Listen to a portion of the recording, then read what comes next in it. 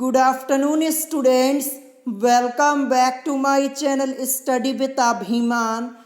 आज मैं आप लोगों के लिए यूपी पॉलिटेक्निक एंट्रेंस एग्ज़ाम 2022 के लिए साइंस में केमिस्ट्री से related top 51 most important questions लेकर आया हूँ। आज की इस वीडियो में मैं आप सभी स्टूडेंट्स को साइंस में केमिस्ट्री से related top 51 most important question solve करवाने वाला हूं और ये सभी क्वेश्चंस आप लोगों के एंट्रेंस एग्जाम के पॉइंट ऑफ व्यू से मोस्ट इम्पॉर्टेंट क्वेश्चंस हैं। चलिए फिर आज की इस वीडियो को स्टार्ट करते हैं और देखते हैं आज का क्वेश्चन नंबर फर्स्ट क्या दिया है।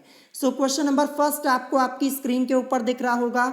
यहाँ पे क्वेश्चन लिखा है कि परमाणु क्रमांक 17 वाले तत्व का आवर्त सारणी में स्थान है और ये क्वेश्चन आप लोगों का यूपी पॉलिटेक्निक एंट्रेंस एग्जाम 2010 में ऑलरेडी एक बार पूछा जा चुका है और सेम इसी पैटर्न के कई क्वेश्चंस आप लोगों के एग्जाम में पहले भी कई बार पूछे जा चुके हैं।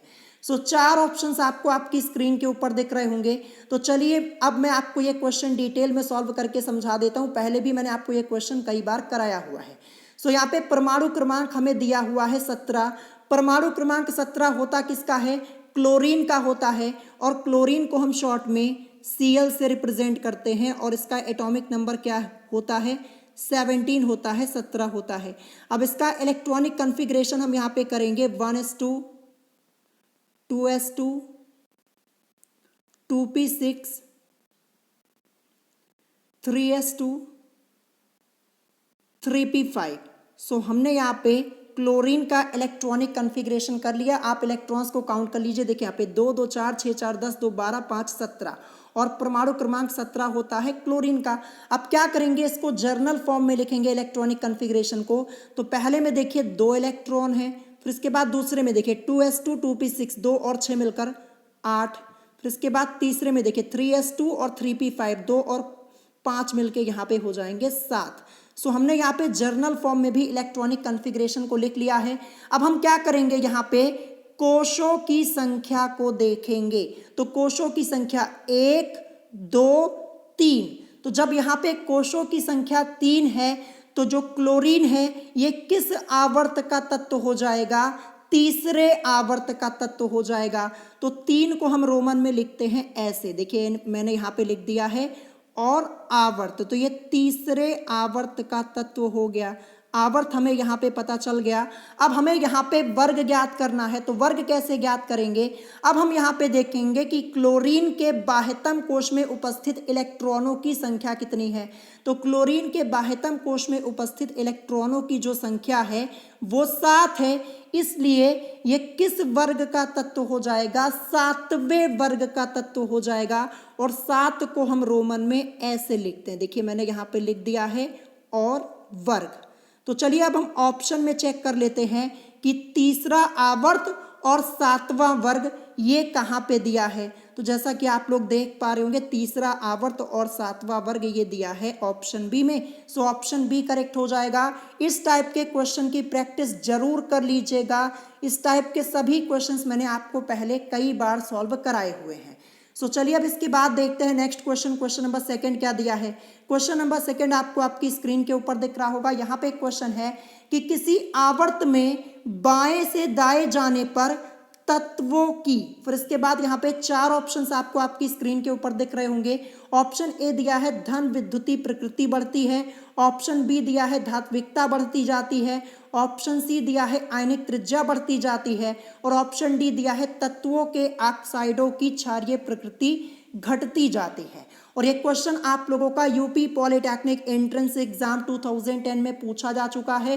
कई बार मैंने आपको ये क्वेश्चन सॉल्व कराया है, सभी कॉन्सेप्ट मैंने आपको बताए हैं। करेक्ट आंसर यहाँ पे आपका हो जाएगा ऑप्शन डी, यानी तत्वों के ऑक्साइडों की क्षारीय प्रकृति घटती जाती है। यानी किसी आवर्त में बाएं से दाएं बढ़ने पर तत्वों की यहाँ पे ऑक्साइडों की क्षारीय प्रकृति घटती जाती है। ऑप्शन डी इस क्वेश्चन का आपका यहाँ पे करेक्ट आंसर हो जाएगा। क्वेश्चन ये मोस्ट इंपॉर्टेंट है, प्रिपेयर कर लीजिएगा, दोबारा भी आपसे ये क्वेश्चन पूछा जा सकता है। अब चलिए इसके बाद देखते हैं next question. Question number third क्या दिया है? क्वेश्चन नंबर थर्ड आपको आपकी स्क्रीन के ऊपर दिख रहा होगा। यहाँ पे क्वेश्चन लिखा है कि 1s2 2s2 2p6 3s2 electronic विन्यास वाला तत्व होगा। ये क्वेश्चन आप लोगों का यूपी पॉलिटेक्निक एंट्रेंस एग्जाम 2013 में पूछा जा चुका है। 4 ऑप्शंस आपको आपकी स्क्रीन के ऊपर दिख रहे होंगे। तो देखिए हमें यहाँ पे इलेक्ट्रॉनिक कन्फिग्रेशन दिया है। देखिए यहाँ पे 1s2 2s2 2p6 3s2। तो यहाँ पे हम इलेक्ट्रॉन्स को काउंट कर लेते हैं। 2 2 4 6 4 10 2 12। तो हमें यहाँ पे एटॉमिक नंबर पता चल गया कि जो तत्व है उसका एटॉमिक नंबर क्या है, एटॉमिक नंबर 12 है। और एटॉमिक नंबर 12 होता किसका है, मैग्नीशियम का होता है, जिसे हम Mg से रिप्रेजेंट करते हैं। और मैग्नीशियम क्या है, ये एक धातु होती है। सो करेक्ट आंसर क्या हो जाएगा, धातु। कहाँ पे दिया है, ऑप्शन ए में दिया है। सो कितना इजी क्वेश्चन था, अगर आपको तरीका पता है सॉल्व करने का। पहले भी मैंने आपको क्वेश्चन कई बार सॉल्व कराया हुआ है। अब देखते हैं इसके बाद नेक्स्ट क्वेश्चन, क्वेश्चन नंबर 4 क्या दिया है। क्वेश्चन नंबर 4 है कि आधुनिक आवर्ती वर्गीकरण का आधार है। ये क्वेश्चन आप लोगों का यूपी पॉलिटेक्निक एंट्रेंस एग्जाम 2015 में पूछा जा चुका है। 4 ऑप्शंस आप लोगों को आपकी स्क्रीन के ऊपर दिख रहे होंगे। So question number 4 correct answer क्या हो जाएगा, करेक्ट आंसर होगा परमाणु क्रमांक, जिसे हम इंग्लिश में क्या बोलते हैं, एटॉमिक नंबर बोलते हैं। ध्यान रखिएगा। तो आधुनिक आवर्ती वर्गीकरण का आधार है परमाणु क्रमांक यानी atomic number. Option B correct हो जाएगा। अब देखते हैं next question, question number 5। Question number 5 ये आपका मोस्ट इंपॉर्टेंट क्वेश्चन है। ध्यान रखिएगा, दोबारा भी आपसे ये क्वेश्चन पूछा जा सकता है। क्वेश्चन है कि क्षार धातुओं के संदर्भ में सत्य कथन है। आपको यहाँ पे 4 ऑप्शंस दिए गए हैं, 4 स्टेटमेंट दिए गए हैं। आपको बताना है कि क्षार धातुओं के संदर्भ में सत्य कथन कौन सा है। सो यहाँ पे क्वेश्चन नंबर 5 करेक्ट आंसर आपका हो जाएगा ऑप्शन बी, यानी धनायन परमाणु से छोटा होता है। यही वाला कथन यहाँ पे सत्य है। तो मैं आपको डिटेल में बता दूं, देखिए धनायन का निर्माण परमाणु से एक इलेक्ट्रॉन निकलने पर होता है, अतः धनायन का आकार परमाणु से छोटा होता है। ध्यान रखिएगा। So correct answer option B हो जाएगा। अब चलिए इसके बाद देखते हैं नेक्स्ट क्वेश्चन, क्वेश्चन नंबर 6 क्या दिया है। क्वेश्चन नंबर 6 ये भी आपका मोस्ट इंपॉर्टेंट क्वेश्चन है। देखिए यहाँ पे लिखा हुआ है TH, फिर इसके नीचे देखिए यहाँ पे ये एटॉमिक नंबर परमाणु क्रमांक 90 लिखा हुआ है। और जो ये ऊपर लिखा हुआ है 234, ये क्या है, द्रव्यमान संख्या या फिर आप परमाणु भार बोल सकते हैं।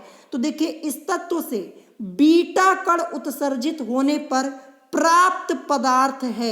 यहाँ पे एक बीटा कण की बात हो रही है, यानी एक बीटा कण उत्सर्जित होने पर जो हमें पदार्थ यहाँ पे मिलेगा वो कौन सा होगा। तो चलिए मैं आपको डिटेल में समझा देता हूँ, ध्यान से समझिएगा और कॉन्सेप्ट भी मैं आपको बता देता हूँ। तो देखिए यहाँ पे TH लिखा हुआ है, नीचे जो है ये परमाणु क्रमांक है, ध्यान रखिएगा। और ऊपर जो यहाँ पे ये 234 लिखा हुआ है, जो 234 है आप इसे द्रव्यमान संख्या बोल सकते हैं या फिर परमाणु भार बोल सकते हैं। अब देखिए इससे यहाँ पे क्या हो रहा है, यहाँ पे एक बीटा कण उत्सर्जित हो रहा है। ध्यान रखिएगा। तो मैं यहाँ पे लिख देता हूँ एक बीटा कण यहाँ से क्या हो रहा है, उत्सर्जित हो रहा है, यानी निकल रहा है। तो इसका मतलब मैं यहाँ पे निगेटिव लगा देता हूँ। इसका मतलब क्या हो जाएगा कि एक बीटा कण यहाँ से निकल रहा है। तो जो अब हमें तत्व मिलेगा वो क्या होगा, वो हमें समझना है यहाँ पे।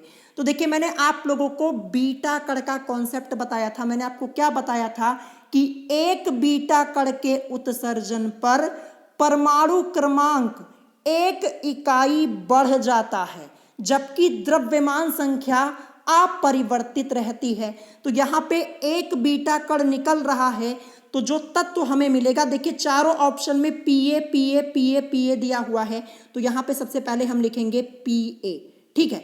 तो देखिए मैंने आपको कॉन्सेप्ट क्या बताया कि एक बीटा कण के उत्सर्जन पर परमाणु क्रमांक 1 इकाई बढ़ जाता है। तो यहाँ पे एक बीटा कण निकल रहा है, इसका उत्सर्जन हो रहा है, तो परमाणु क्रमांक अब 90 से बढ़ के क्या हो जाएगा, 91 हो जाएगा। ध्यान रखिएगा, ठीक है। तो यहाँ पे मैंने आपको बताया कि एक बीटा कण के उत्सर्जन पर परमाणु क्रमांक 1 इकाई बढ़ जाता है, जबकि द्रव्यमान संख्या या फिर आप बोल सकते हैं जो परमाणु भार है वो अपरिवर्तित रहता है। तो यहाँ पे 234 आपका 234 ही रहेगा, क्योंकि एक बीटा कण के उत्सर्जन पर जो द्रव्यमान संख्या होती है उस पर कोई प्रभाव नहीं पड़ता, परमाणु भार पर कोई प्रभाव नहीं पड़ता है। सो अब ऑप्शन में हम चेक कर लेंगे कहाँ पे दिया है, PA 91 to 34, ये आपका ऑप्शन बी में दिया है, तो ऑप्शन बी करेक्ट हो जाएगा। एक बार कॉन्सेप्ट फिर से मैं आपको बता देता हूं, नोट कर लीजिएगा। एक बीटा कण के उत्सर्जन पर परमाणु क्रमांक 1 इकाई बढ़ जाता है, जबकि द्रव्यमान संख्या या फिर आप बोल सकते हैं परमाणु भार ये अपरिवर्तित रहती है। द्रव्यमान संख्या में कोई बदलाव नहीं होता। तो देखिए यहाँ पे 90 से 91 परमाणु क्रमांक हो गया, लेकिन जो यहाँ पे द्रव्यमान संख्या या परमाणु भार है वो आपका 234 ही है। सो ऑप्शन बी करेक्ट हो जाएगा। इंपॉर्टेंट है, ऐसे क्वेश्चन जरूर पूछे आते हैं। नेक्स्ट क्वेश्चन देखते हैं। क्वेश्चन नंबर 7 क्या दिया है। क्वेश्चन नंबर 7 है कि गामा विकिरण की चाल का प्रकाश की चाल से तुलना के संबंध में कौन सा सही विकल्प है। देखिए ये गामा का साइन यहाँ पे बना हुआ है, ध्यान रखिएगा। तो गामा विकिरण की चाल का प्रकाश की चाल से तुलना के संबंध में कौन सा सही विकल्प है, ये आपको बताना है। 2012 के एंट्रेंस एग्जाम में पूछा गया क्वेश्चन। 4 ऑप्शंस आप लोगों को आपकी स्क्रीन के ऊपर दिख रहे होंगे। So question number 7 correct answer आपका होगा ऑप्शन बी, यानी गामा विकिरण की चाल बराबर प्रकाश की चाल, यही वाला विकल्प आपका यहाँ पे सही हो जाएगा। ऑप्शन बी करेक्ट हो जाएगा। नेक्स्ट क्वेश्चन देखते हैं। क्वेश्चन नंबर 8 क्या दिया है। क्वेश्चन नंबर 8 है कि बल्ब में प्रयुक्त की जाने वाली गैस है। ये क्वेश्चन आपका यूपी पॉलिटेक्निक एंट्रेंस एग्जाम 2013 में पूछा जा चुका है, और इसके अलावा ये क्वेश्चन 3 से 4 बार आपका पूछा जा चुका है। ध्यान रखिएगा, यहाँ पे लिखा नहीं हुआ है, लेकिन 3 से 4 बार आपके एग्जाम में ये क्वेश्चन आया हुआ है। 4 ऑप्शंस आपको आपकी स्क्रीन के ऊपर दिख रहे होंगे। So question number 8 correct answer आपका हो जाएगा ऑर्गन, जिसको हम AR से रिप्रेजेंट करते हैं शॉर्ट में। तो आपको ऑप्शन में AR भी लिखा हुआ मिल सकता है। और देखिए ऑर्गन के अलावा नाइट्रोजन गैस का भी प्रयोग किया जाता है बल्ब में। ध्यान रखिएगा, बल्ब में नाइट्रोजन गैस का भी प्रयोग किया जाता है। देखिए अगर ऑर्गन नहीं लिखा हुआ मिलेगा तो आपको ऑप्शन में नाइट्रोजन भी लिखा हुआ मिल सकता है, तब आप नाइट्रोजन पे टिक करेंगे। ध्यान रखिएगा, तो ध्यान रखना है आपको कि बल्ब में ऑर्गन भी और नाइट्रोजन भी, इन दोनों गैस का प्रयोग किया जाता है। लेकिन यहाँ पे देखिए ऑप्शन में आपका ऑर्गन दिया हुआ था, तो ऑर्गन करेक्ट हो जाएगा। अब जैसे मान लीजिए ऑप्शन में ऑर्गन ना दिया हो और आपको ऑर्गन की जगह क्या दे दिया जाए, नाइट्रोजन दे दिया जाए, तो आप क्या करेंगे, नाइट्रोजन पे टिक कर देंगे। ध्यान रखिएगा, क्योंकि बल्ब में नाइट्रोजन और ऑर्गन दोनों का प्रयोग किया जाता है। अब जैसे यहाँ पे ऑर्गन है तो ऑप्शन सी करेक्ट हो जाएगा। अब इसके बाद देखते हैं next question, question number 9। Question number 9 दिया है कि सीसे के 3 ऑक्साइडों में सीसा क्रमशः 92.83%, 90.65% तथा 89.10% है। ये आंकड़े जिस नियम की पुष्टि करते हैं उसे प्रतिपादित किया था। देखिए ये क्वेश्चन इससे पहले करीब 4 से 5 बार मैंने आपको कराया है, और इस क्वेश्चन के लिए मैंने आपको एक ट्रिक बताई है। अगर वो ट्रिक आपको पता है तो ये क्वेश्चन आप लोगों ने तुरंत सॉल्व कर लिया होगा 1 मिनट के अंदर। अब देखिए क्योंकि यहाँ पे ऑक्साइड की बात हो रही है, मैंने आपको क्या बताया था, जहां पे आपको ऑक्साइड लिखा हुआ मिले और आपको कुछ आंकड़े ऐसे दिए जाएं और पूछे जाएं कि आपसे ये पूछा जाए कि किस नियम की पुष्टि करता है, ये कौन से नियम पर आधारित है, तो आप क्या बोलेंगे, गुणित अनुपात के नियम पर। ठीक है, गुणित अनुपात के नियम पर। और ये नियम किसने प्रतिपादित किया था, गुणित अनुपात के नियम का प्रतिपादन किया था जॉन डाल्टन ने। तो करेक्ट आंसर क्या हो जाएगा, ऑप्शन बी, यानी डाल्टन ने। इनका पूरा नाम है जॉन डाल्टन। ध्यान रखिएगा, ये ट्रिक मैंने आपको ऑक्साइड वाली बताई हुई थी। आई होप आप लोगों ने इस क्वेश्चन को आसानी से सॉल्व कर लिया होगा। सो यहाँ पे करेक्ट आंसर ऑप्शन बी हो जाएगा, क्योंकि यहाँ पे वैज्ञानिक का नाम हमसे पूछा गया था, नियम नहीं पूछा गया था। हमने यहाँ पे पता किया कि यहाँ पे ये गुणित अनुपात का नियम है, और गुणित अनुपात के नियम का प्रतिपादन डाल्टन ने किया था, तो ऑप्शन बी करेक्ट हो जाएगा। नेक्स्ट क्वेश्चन देखते हैं, क्वेश्चन नंबर 10।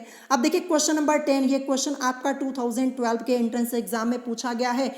यहाँ पे देखिए क्या लिखा है, एक धातु के 3 ऑक्साइड हैं, प्रत्येक में धातु की मात्रा क्रमशः 76.47%, 61.78% तथा 51.68% है, ये आंकड़े दर्शाते हैं। फिर से यहाँ पे ऑक्साइड लिखा हुआ है, आपको कुछ आंकड़े दिए गए हैं और आपसे पूछा जा रहा है कि ये आंकड़े दर्शाते हैं। तो जब ऑक्साइड लिखा हुआ है तो आप क्या बोलेंगे, गुणित अनुपात का नियम। आपको कुछ करना ही नहीं है, जहां ऑक्साइड दिखे तुरंत गुणित अनुपात का नियम। ऑप्शन ए करेक्ट हो जाएगा। देखिए केमिस्ट्री का आपका चैप्टर नंबर 3 है, ये चैप्टर मैंने आपका पहले कंप्लीट कराया है, पूरी ट्रिक मैंने आपको डिटेल में समझाई है, चैप्टर पढ़ लीजिएगा। अगर आपने चैप्टर पढ़ा होगा तो ये ट्रिक आपको समझ में आ रही होगी। सो यहाँ पे करेक्ट आंसर ऑप्शन ए होगा। नेक्स्ट क्वेश्चन देखते हैं, क्वेश्चन नंबर 11 क्या दिया है। क्वेश्चन नंबर 11 है कि पोटाश एलम यानी फिटकरी को ही हम पोटाश एलम बोलते हैं। इसका फॉर्मूला भी यहाँ पे लिखा है K2SO4.Al2SO4 का होल थ्राइस .24H2O। ये फॉर्मूला ही आपके एंट्रेंस एग्जाम में 3 से 4 बार पूछा जा चुका है।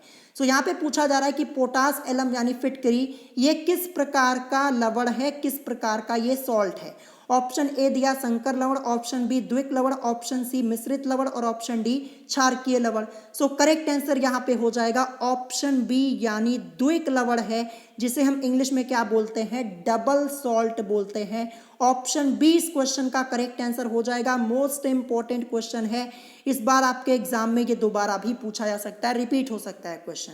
नेक्स्ट क्वेश्चन देखते हैं, क्वेश्चन नंबर 12 क्या है, निम्नलिखित में से सबसे दुर्बल अम्ल है। देखिए यहाँ पे आपको कुछ अम्ल दिए गए हैं HCl, CH3COOH, HNO3 और H2SO4। आपको बताना है कि इनमें से कौन सा सबसे दुर्बल अम्ल है तो ये सभी अम्ल, लेकिन आपको बताना है कि इसमें से दुर्बल अम्ल कौन सा है। 2012 के एंट्रेंस एग्जाम में आया क्वेश्चन, 4 ऑप्शंस आपको आपकी स्क्रीन के ऊपर दिख रहे होंगे। सो करेक्ट आंसर क्या हो जाएगा, CH3COOH जो एसिटिक एसिड है, इन सब में दुर्बल अम्ल है, सबसे दुर्बल अम्ल है। देखिए HCl से मतलब क्या हो जाएगा, हाइड्रोक्लोरिक एसिड, HNO3 से मतलब हो जाएगा नाइट्रिक एसिड और यहाँ पे H2SO4 से हो जाएगा मतलब सल्फ्यूरिक एसिड। तो देखिए यहाँ पे 1 2 3 4 एसिड्स हमें यहाँ पे दिए गए हैं। इन चारों में जो ये CH3COOH है यानी जो एसिटिक एसिड है, ये सबसे दुर्बल है। इसके अलावा जो एसिड यहाँ पे हैं ये सब दुर्बल नहीं, लेकिन ये वाला जो है ये सबसे दुर्बल है। सो करेक्ट आंसर क्या होगा, ऑप्शन सी हो जाएगा। अब देखते हैं next question, question number 13। Question number 13 है कि सोडियम पोटेशियम सल्फेट यानी NaKSO4 है। यूपी पॉलिटेक्निक एंट्रेंस एग्जाम 2016 में आया क्वेश्चन। 4 ऑप्शंस आपको आपकी स्क्रीन के ऊपर दिख रहे होंगे। तो जो सोडियम पोटेशियम सल्फेट है ये एक कैसा, यहाँ पे पूछा गया लवण है, कैसा सॉल्ट है ये आपको बताना है। So question number 13 correct answer आपका हो जाएगा मिश्रित लवण। ऑप्शन बी इस क्वेश्चन का करेक्ट आंसर हो जाएगा, यानी ये मिक्स्ड सॉल्ट है। कौन सा सॉल्ट है ये मिक्स्ड सॉल्ट है, ध्यान रखिएगा। अब मैं आप सभी स्टूडेंट्स को बता दूं, अगर आप लोगों के पास अरिहंत का सॉल्व पेपर है तो अरिहंत के सॉल्व पेपर में इस क्वेश्चन का आंसर गलत दिया गया है, मैं आपको पहले ही बता दे रहा हूं, तो उसमें अपना संशोधन कर लीजिएगा। करेक्ट आंसर मिश्रित लवण होगा यानी मिक्स्ड सॉल्ट, लेकिन अरिहंत के सॉल्व पेपर में इस क्वेश्चन का आंसर गलत दिया गया, तो आप संशोधन कर लीजिएगा। करेक्ट आंसर यहाँ पे ऑप्शन बी होगा। नेक्स्ट क्वेश्चन देखते हैं, क्वेश्चन नंबर 14 क्या दिया है। क्वेश्चन नंबर 14 है कि स्टोरेज बैटरीज में अम्ल का प्रयोग होता है, यानी किस अम्ल का प्रयोग होता है। 2016 के एंट्रेंस एग्जाम में पूछा गया क्वेश्चन। 4 ऑप्शंस आपको आपकी स्क्रीन के ऊपर दिख रहे होंगे। सो करेक्ट आंसर क्या हो जाएगा, करेक्ट आंसर होगा ऑप्शन ए यानी सल्फ्यूरिक अम्ल, और इसका फॉर्मूला क्या होता है, H2SO4 होता है। तो फॉर्मूला भी आपको पता होना जरूरी है। नेक्स्ट क्वेश्चन देखते हैं, क्वेश्चन नंबर 15 क्या दिया है। क्वेश्चन नंबर 15 है कि अम्ल A, B, C और D का pH मान क्रमशः 1, 2, 3 और 4 है। इनमें से सबसे शक्तिशाली अम्ल कौन सा है, ये आपको बताना है। 4 ऑप्शंस आपको आपकी स्क्रीन के ऊपर दिख रहे होंगे। सो करेक्ट आंसर क्या हो जाएगा? देखिए, जिसका पीएच मान सबसे कम है ना, वही यहाँ पे सबसे शक्तिशाली अम्ल हो जाएगा। तो जो 1 वाला है, जो पीएच मान 1 वाला है, यही सबसे शक्तिशाली होगा। और देखिए 1 वाला ये कौन सा है? ये ए वाला है। तो करेक्ट आंसर ऑप्शन ए हो जाएगा, ये ए वाला। तो मैं आपको डिटेल में बता दे रहा हूँ, ध्यान से सुनिएगा। देखिए, पीएच मान कम होने पर अम्ल अधिक शक्तिशाली होता है। अतः यहाँ पे जो पीएच 1 वाला, पीएच मान 1 वाला यहाँ पे जो दिया गया है हमारा अम्ल ए वाला है, तो यही इस क्वेश्चन का करेक्ट आंसर हो जाएगा। यही तो सबसे ज़्यादा शक्तिशाली होगा। देखिए, सबसे कम पीएच मान किसका है? जो 1 वाला है। और 1 वाला है कौन? ये ए वाला है ना। तो यहाँ पे जो ए वाला है, यही सबसे शक्तिशाली हो जाएगा अम्ल। तो यहाँ पे करेक्ट आंसर हो जाएगा ऑप्शन ए। देखिए, पीएच मान जितना कम होता है, विलयन उतना ही अम्लीय होता है, ध्यान रखिएगा। सो यहाँ पे ऑप्शन ए इस क्वेश्चन का करेक्ट आंसर होगा। नेक्स्ट क्वेश्चन देखते हैं। क्वेश्चन नंबर 16 क्या है? क्वेश्चन नंबर 16 है कि रेड लेड का रासायनिक नाम है। यूपी पॉलिटेक्निक एंट्रेंस एग्जाम 2014 में आया क्वेश्चन। 4 ऑप्शंस आपको आपकी स्क्रीन के ऊपर दिख रहे होंगे। करेक्ट आंसर आपका होगा ट्राइप्लम्बिक टेट्रा ऑक्साइड। और ध्यान रखिएगा, जो रेड लेड है ना, इसको हम सिंदूर या फिर शीश सिंदूर के नाम से भी जानते हैं। और अगर आपसे पूछा जाए कि रेड लेड का फॉर्मूला क्या होता है, तो Pb3O4 होता है। ये भी आपको जानना जरूरी है। कई बार मैंने आपको फॉर्मूला बताया है, Pb3O4 होता है, नोट कर लीजिएगा। अब नेक्स्ट क्वेश्चन देखते हैं। क्वेश्चन नंबर 17 क्या है? क्वेश्चन नंबर 17 है कि आग बुझाने के तौर पर प्रयोग किया जाने वाला रासायनिक तत्व है। ये क्वेश्चन आप लोगों का यूपी पॉलिटेक्निक एंट्रेंस एग्जाम 2010 में ऑलरेडी एक बार पूछा जा चुका है।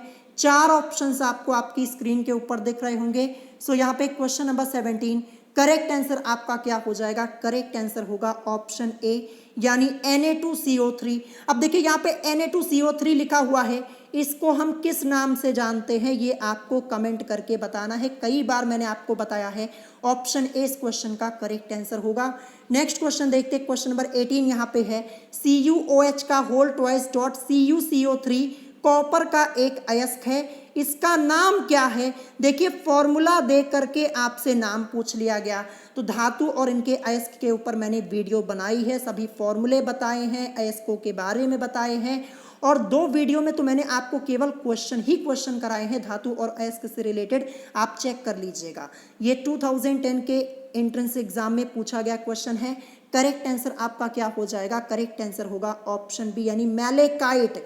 देखिए, ये मैलेकाइट का फॉर्मूला यहाँ पे लिखा हुआ है।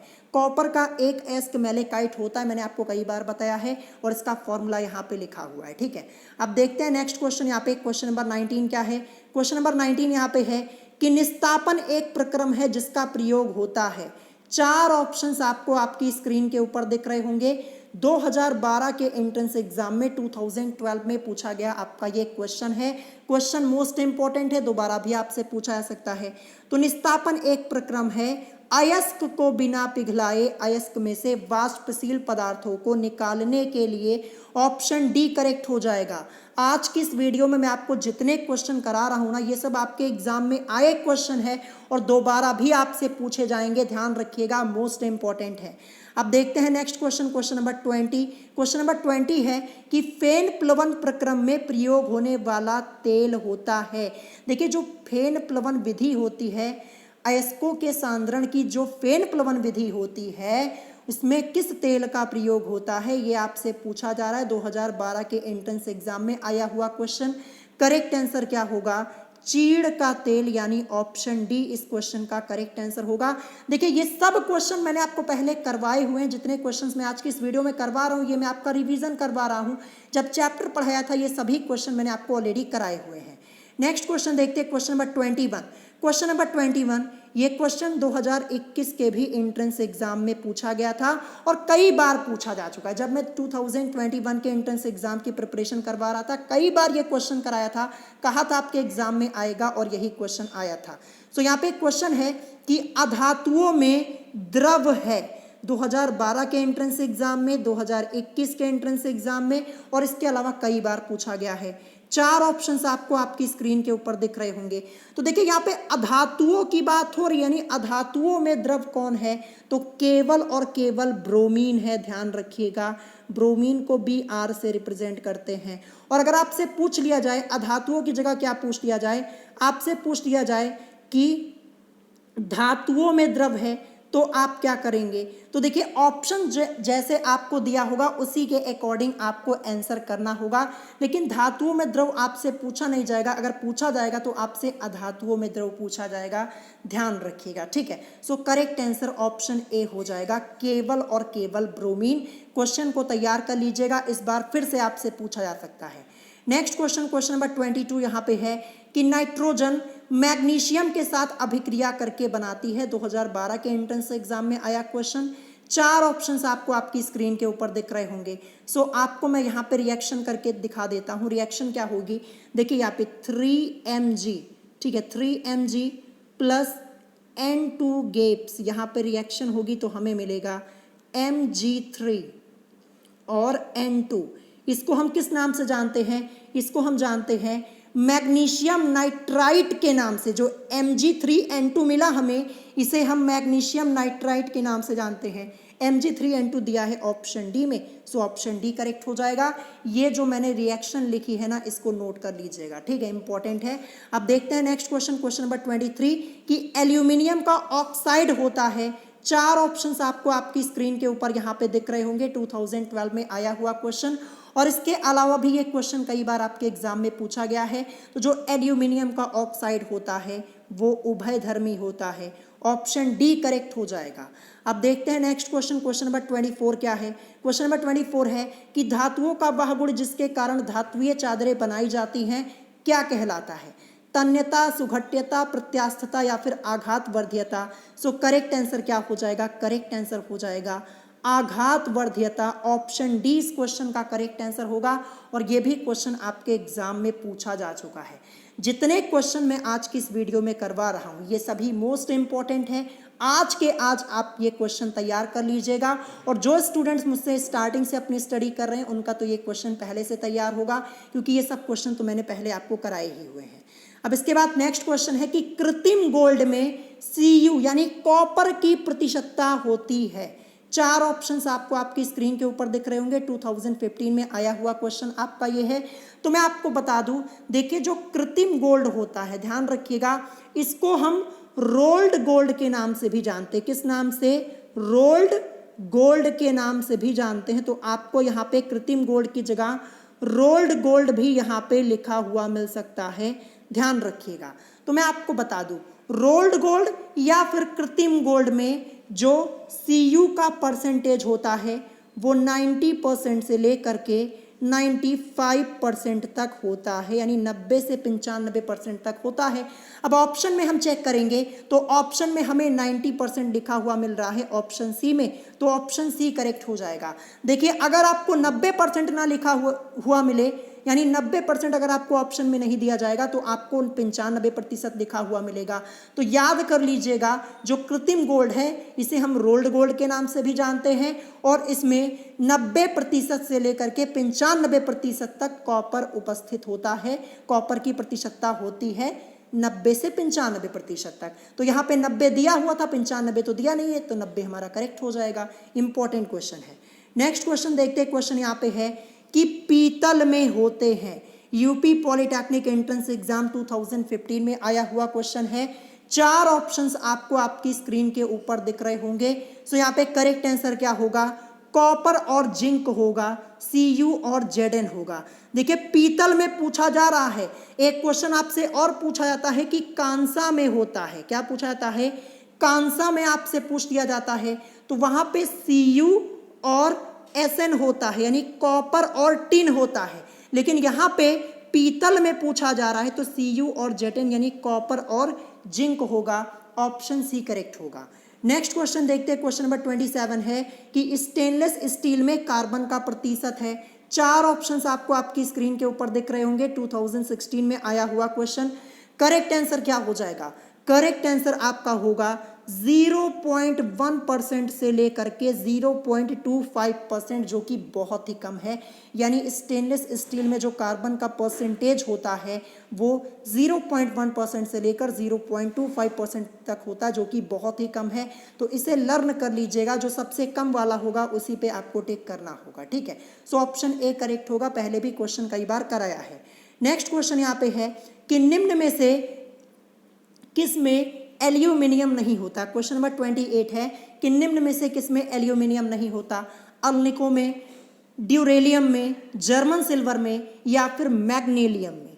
2016 के एंट्रेंस एग्जाम में आया हुआ क्वेश्चन है कि निम्नलिखित में से किस में एल्यूमिनियम नहीं होता। तो जो जर्मन सिल्वर है ना, इसमें एल्यूमिनियम नहीं होता। ऑप्शन सी इस क्वेश्चन का करेक्ट आंसर हो जाएगा।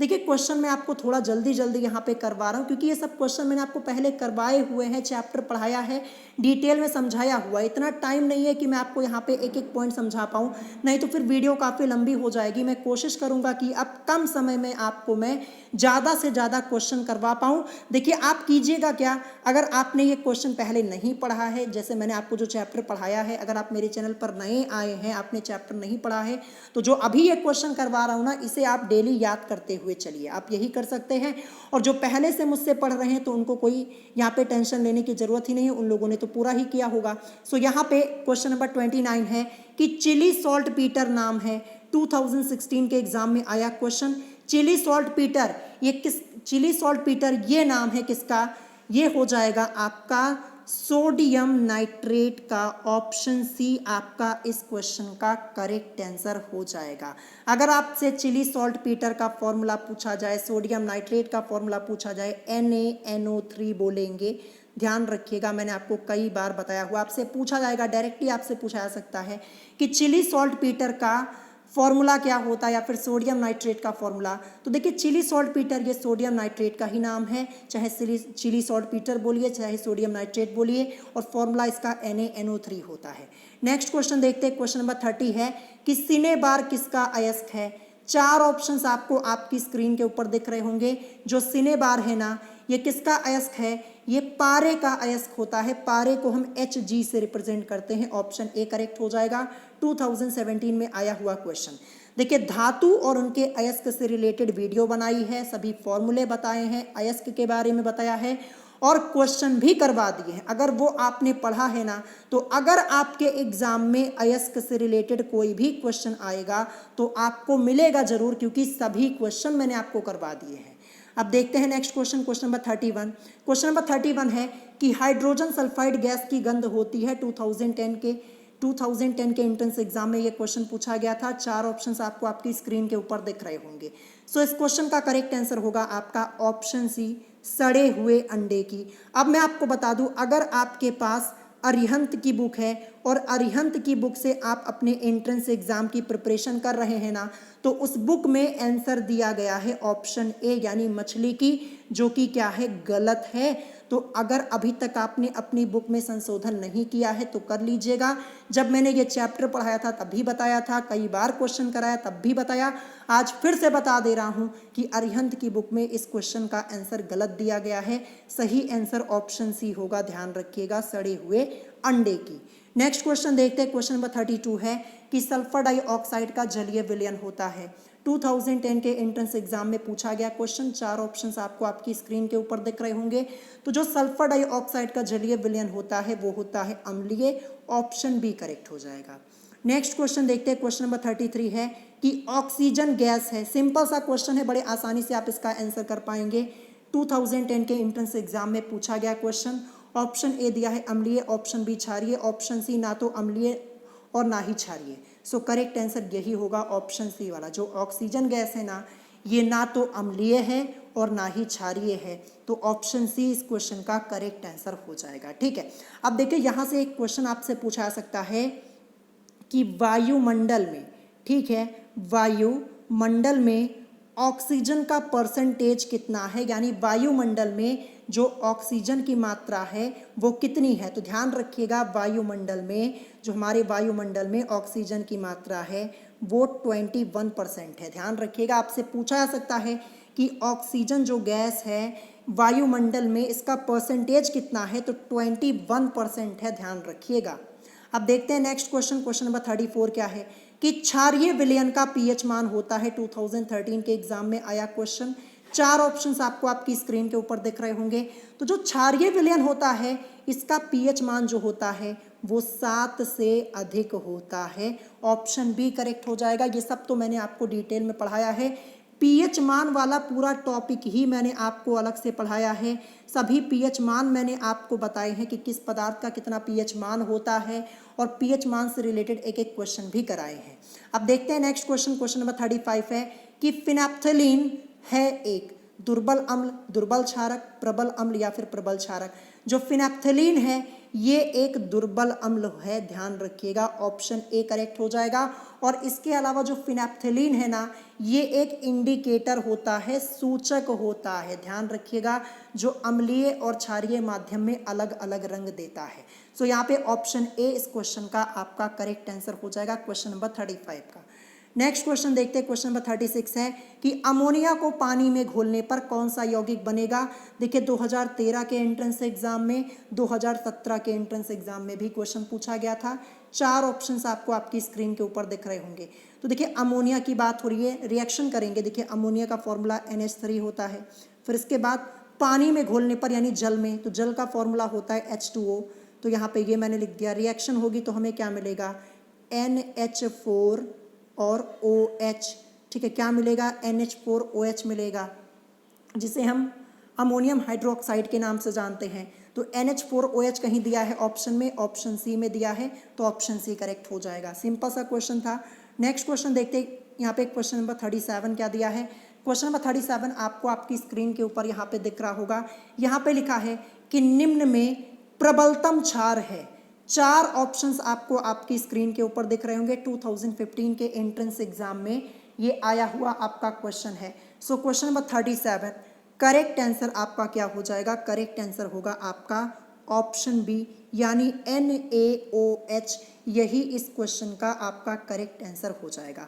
मैं आपको डिटेल में बता दूं। देखिए अधिक धात्विक तत्व जैसे सोडियम के हाइड्रोक्साइड, देखिए जैसे Na के हाइड्रोक्साइड क्षारीय होते हैं, क्योंकि ये जल में तीव्रता से घुलकर OH- आयन देते हैं, जो माध्यम को क्षारीय बना देते हैं। So correct answer option B होगा क्वेश्चन नंबर 37 का। ध्यान रखिएगा, इंपॉर्टेंट है, दोबारा भी आपसे पूछा सकता है क्वेश्चन। नेक्स्ट क्वेश्चन देखते हैं, क्वेश्चन नंबर 38 आपका दिया है कि किसी अम्ल के जलीय विलयन में होते हैं। 2015 के एंट्रेंस एग्जाम में आया हुआ क्वेश्चन। 4 ऑप्शंस आपको आपकी स्क्रीन के ऊपर दिख रहे होंगे। ये क्वेश्चन कई बार मैंने आपको कराया है, तो इस क्वेश्चन का आंसर आपको करना है कमेंट बॉक्स में। कमेंट बॉक्स में आप जरूर बताइएगा, और अगर आपको ये क्वेश्चन नहीं आता तो कल मैं आपको करवा ही दूंगा, और नहीं आने का कोई सवाल ही नहीं है, कई बार क्वेश्चन कराया है।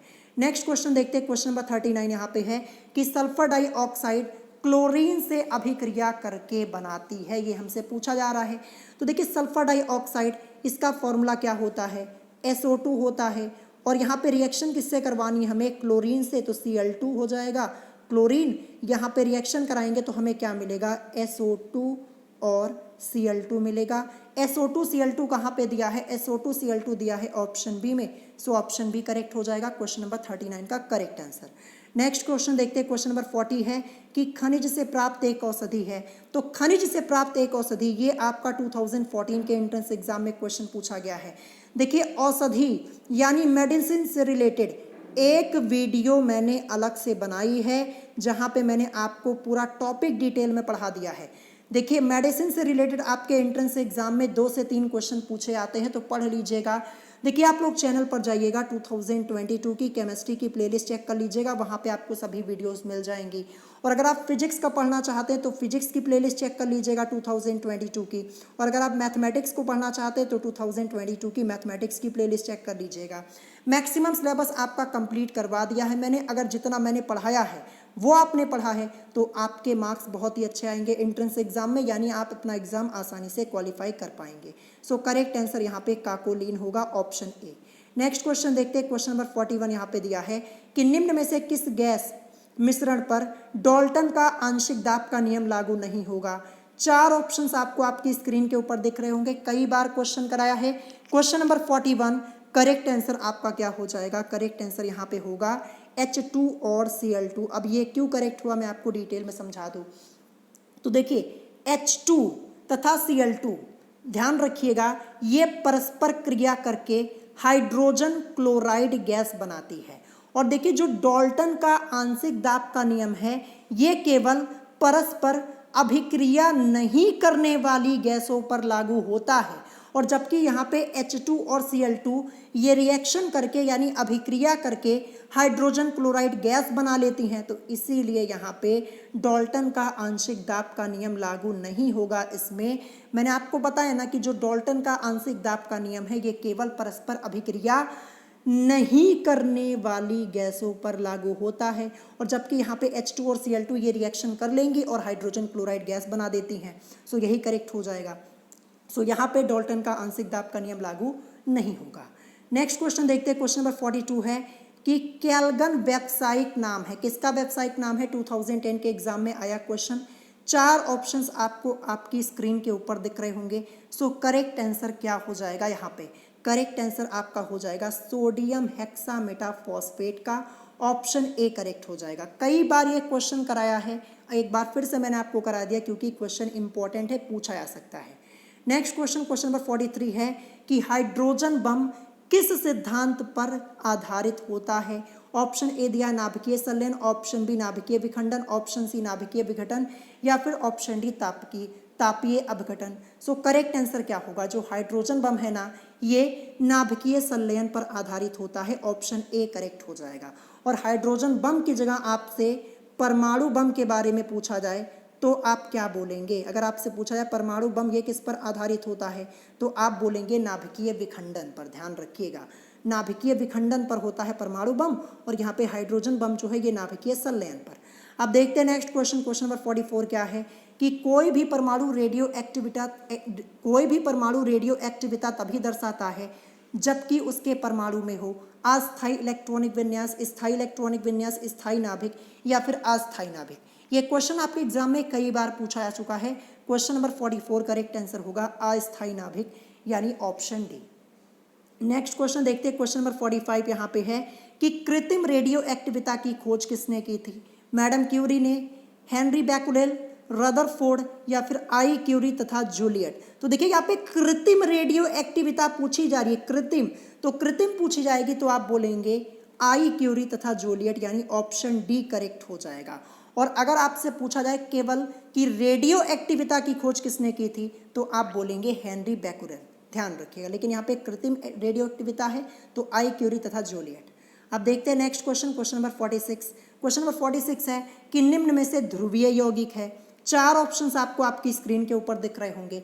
ये क्वेश्चन कई बार मैंने आपको कराया है, जिसके लिए मैंने आपको एक ट्रिक भी बताई हुई है। इस क्वेश्चन के लिए मैंने आपको एक ट्रिक बताई हुई थी।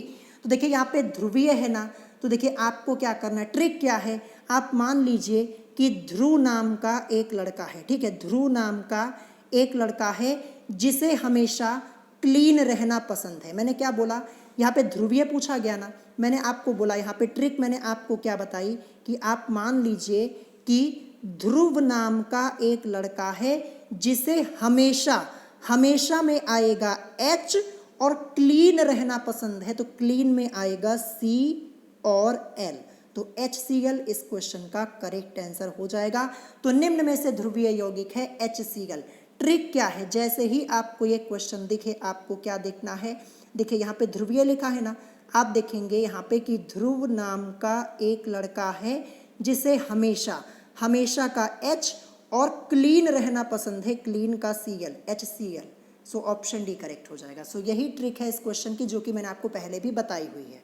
सो नेक्स्ट क्वेश्चन देखते हैं, क्वेश्चन नंबर 47 यहाँ पे है कि निम्नलिखित में से कौन से एक में वैद्युत संयोजी बंध है।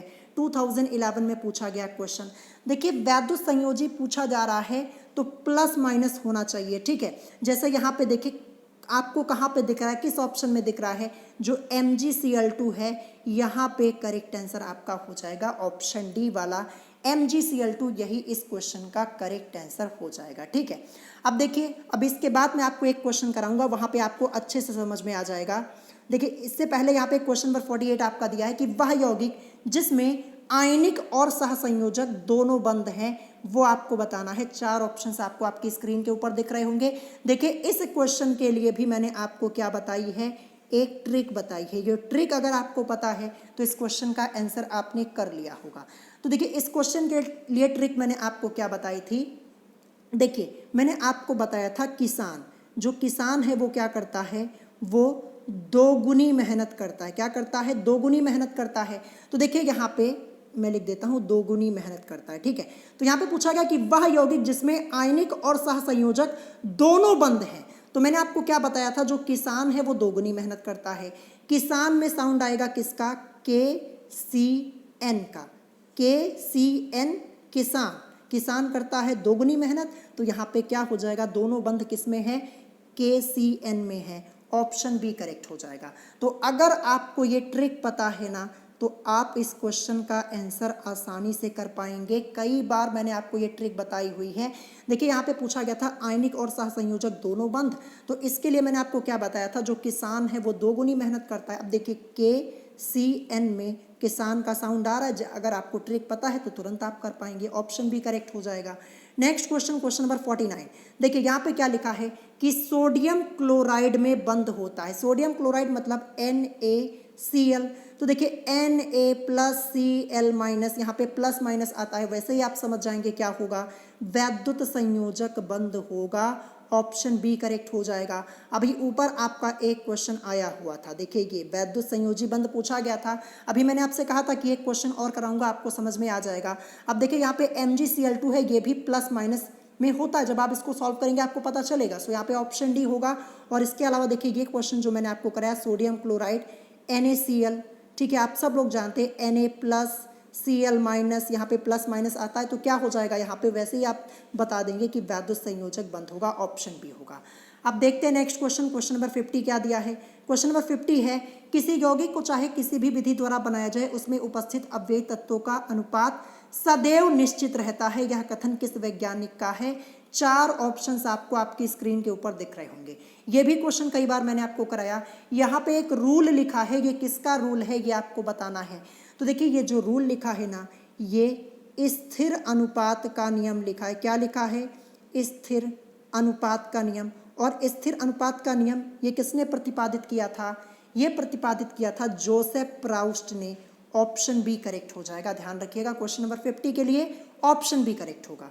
देखते हैं आज का लास्ट क्वेश्चन, क्वेश्चन नंबर 51 यहाँ पे है कि फास्फोरिक अम्ल H3PO4 का अणुभार 98 तथा क्षारकता 3 है। इसका तुल्यांकी भार क्या होगा। 2014 के एग्जाम में आया क्वेश्चन।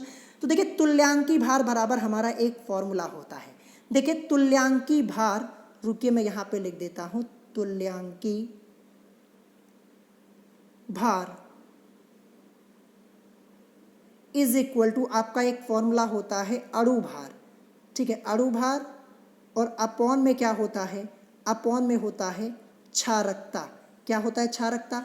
तो क्वेश्चन में देखिए अणुभार हमें कितना दिया है, 98 दिया हुआ है, ठीक है, यहाँ पे अणुभार लिखा है ना 98, और क्षारकता 3 दी गई है, ठीक है, जैसा कि आप लोग देख पा रहे होंगे।